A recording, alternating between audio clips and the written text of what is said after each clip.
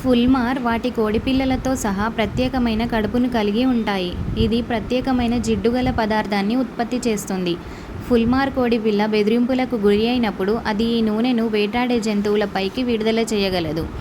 ఈ నూనె అసహ్యకరమైనది మాత్రమే కాదు, జిగటుగా కూడా ఉంటుంది. దీని వలన వేటాడే జంతువులు తమ ఈకల నుండి దానిని తొలగించడం కష్టమవుతుంది.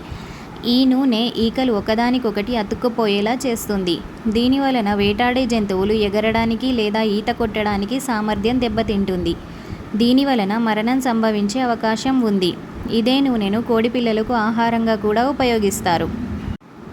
పెంగ్విన్లకు మనుషుల మాదిరిగానే తొడ ఎముక, టిబియా మరియు ఫైబులా ఉంటాయి.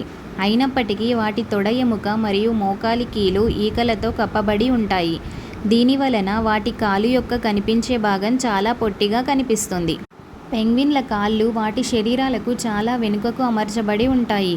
ఇది అవి నిటారుగా నిలబడడానికి మరియు నేలపై నడవడానికి సహాయపడుతుంది. దాచిన మోకాలి కీలు నడక మరియు ఈతకు రెండింటికి అవసరమైన కాలు ముందుకు వెనుకకు కదలడానికి అనుమతిస్తుంది. పెంగ్విన్ల ప్రత్యేకమైన కాలు మరియు తొంటి నిర్మాణం వాటి పొట్టి కాళ్ళు మరియు శక్తివంతమైన పాదాలతో కలిపి వాటి విలక్షణమైన నడకకు దోహదం చేస్తాయి. పెంగ్విన్లు నీటిలో ఎక్కువ సమయం గడుపుతాయి. వాటి కాళ్ళు ఈతకు అనుకూలంగా ఉంటాయి. వాటి పాదాలు చుక్కానిలా పనిచేస్తాయి మరియు వాటి రెక్కలు రెక్కలాగా పనిచేస్తాయి. నత్త షెల్ 3 పొరలతో కూడి ఉంటుంది. వీటిలో ఇనుప సల్ఫైడ్తో తయారు చేయబడి బయటి పొర ఉంటుంది. నత్త పాదం కూడా ఇనుప పూతతో కూడిన పొలుసులతో కప్పబడి ఉంటుంది. ఇది దాని రక్షణను మరింత పెంచుతుంది. ఇది హైడ్రోథర్మల్ వెంట్ల దగ్గర కనిపిస్తుంది. ఇది వేడి ఖనిజాలను అధికంగా ఉండే నీటిని చిమ్ముతుంది. అత్యంత తినివేయు మరియు విషపూరిత వాతావరణాన్ని సృష్టిస్తుంది.